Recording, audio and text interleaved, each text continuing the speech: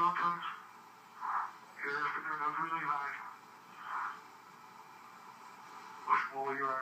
dit que c'est vraiment haut, quoi. On voit aussi des repères qu'il va utiliser au sol, fort probablement. C'est parti. Voilà, il vient de s'élancer. Waouh, c'est quel vertige. Waouh. Ah ben voilà, c'est fait. On va descendre, hein, c'est la petite tâche là. Il devrait dans moins de 40 secondes atteindre la vitesse du son. Et ça reste l'inconnu dont on vous parlait tout à l'heure.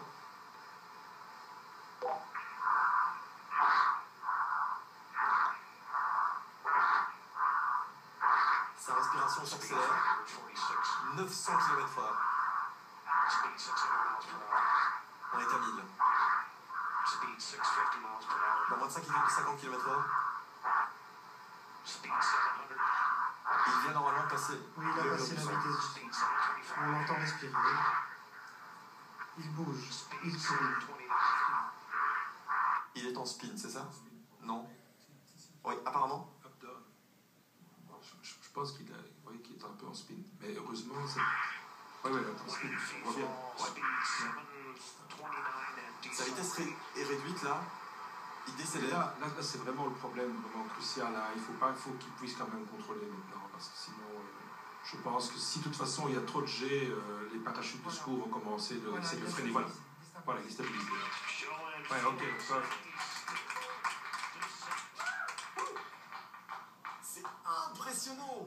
Bon voilà, comment il a pu stabiliser Arnaud? Alors là, j'imagine même pas comment ça peut être de stabiliser dans un endroit où on n'a presque pas d'appui sur l'air, mais visiblement, il a comme fini par retrouver. Voilà. Nous, en parachutisme, c'est bien que la seule solution, c'est de se stabiliser, c'est reprendre notre position de base. Et voilà, il l'a trouvé. La maman qui est contente, hein, et toute l'équipe. Là, il y a beaucoup d'émotions du côté du Nouveau-Mexique.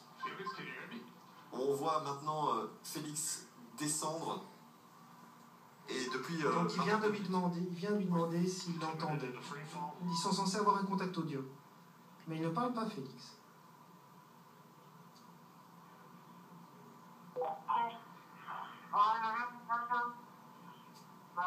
C'est bon, il sourit là. J'ai rien compris, mais il parle. Et il dit continue à parler, continue. C'est un excellent moyen de vérifier si son niveau conscient est conservé et que la production de la parole est tout à fait impeccable. On peut contrôler encore beaucoup de choses. Parce que malgré la difficulté de prendre des appuis qui sont plus difficiles, comme on l'a indiqué, on peut toujours produire une activité musculaire interne, disons, mais donc le muscle se contractant sur lui-même, on peut décider quelle partie du corps contracter plus qu'une autre. Pour l'instant, en tout cas, il se débrouille à merveille de ce que j'ai cru comprendre et de ce que vous pouvez voir en ce moment. Sa chute est stabilisée, il est vivant, il a un parachute qui va se déployer automatiquement s'il ne le fait pas lui-même. Donc jusqu'ici, tout se passe très bien.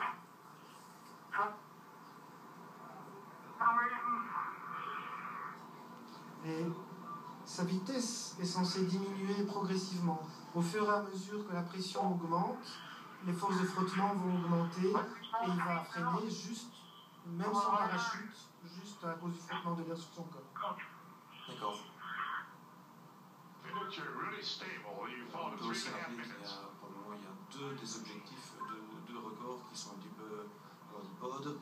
Donc il y a un premier objectif qui était de prendre beaucoup de vitesse, donc record de vitesse en chute, et le deuxième record était celui de la plus longue durée en chute. Donc voilà, c'est en cours. Hein. Il a pris une grande accélération au départ, et puis maintenant il est dans une position la plus ralentissante possible, pour, j'imagine, essayer de chuter le plus longtemps possible aussi. On est à 4 minutes. Il doit, pour battre le record de la chute libre la plus longue, atteindre 5 minutes et 35 secondes. C'était très très impressionnant que de voir les images. Franchement, enfin, pour moi en tout cas, j'ai apprécié le moment, je pense que vous aussi. Et puis la vitesse, l'accélération, c'était incroyable. Voilà, le parachute de sortie est en train, voilà. Ah, le parachute s'est déployé. Donc visiblement, il n'aura pas battu le record de durée en chute libre. Il l'a laissé à son ami Joe Kittinger. Parce qu'à la fin, je ne m'en serais pas souvenu. Joe Kittinger.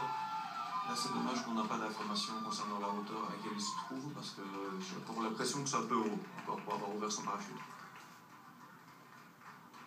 À quelle altitude normalement est-ce qu'on ouvre un parachute quand on saute de très haut? Quelle est l'altitude optimale pour déployer son parachute? La hauteur habituelle, c'est du 1000 mètres. Donc 1500 mètres ou 1000 mètres, c'est bien aussi. Donc pour toi, il aurait ouvert avant? J'ai l'impression que c'était prévu pour une chute libre plus longue. Donc, c'est possible. Mais là, je n'ai pas d'informations pour le moment concernant sa hauteur.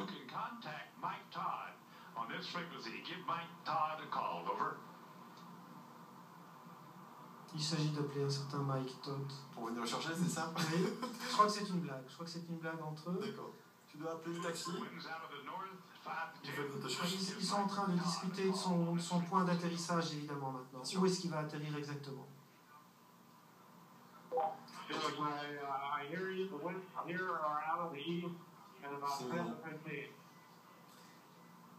Là, au niveau de l'oxygène, il n'y a plus de problème. Il peut respirer normalement. Enfin, tout dépend de l'altitude, évidemment. Ils n'ont pas l'altitude en temps réel, manifestement. Ça va être des chiffres qu'ils pourront donner après. L'altitude de déploiement du parachute.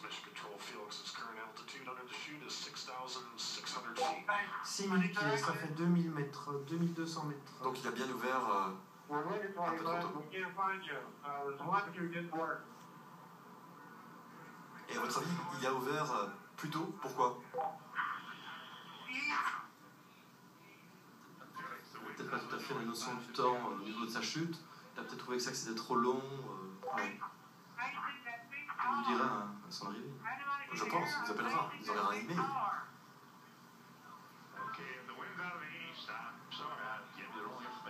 Félix qui rejoint la terre ferme dans les prochaines secondes et on sent... On sent un grand soulagement vis-à-vis de sa famille et ses amis qui sont là.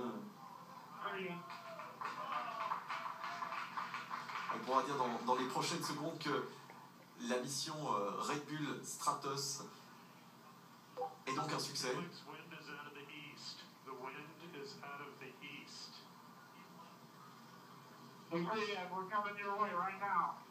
Les images sont fantastiques.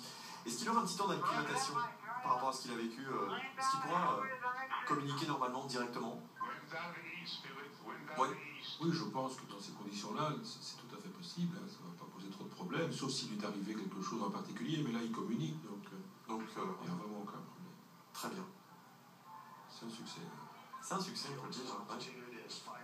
Ça vous impressionne par rapport à ce que vous connaissez, vous, professeur Cheron? Oui, je pense que ça reste impressionnant par le fait que c'est sauté, ça c'est sûr. Mais bon, l'aventure spatiale est toujours extrêmement passionnante et ce qu'ils font dans la station spatiale tous les jours est extraordinaire. Hein, donc je pense que... Et ce que ça apporte aussi, notamment à la médecine au sol, au développement technologique, c'est énorme. Donc, comme j'ai l'habitude de le dire, on peut suivre l'activité cérébrale pratiquement en ligne aujourd'hui des cosmonautes qui sont dans la Station Spatiale Internationale. En ligne, vous pouvez le voir sur votre écran. Ah oui. Donc ça, c'est extraordinaire. Vous voyez l'activité du cerveau de ces gens-là qui travaillent là-haut.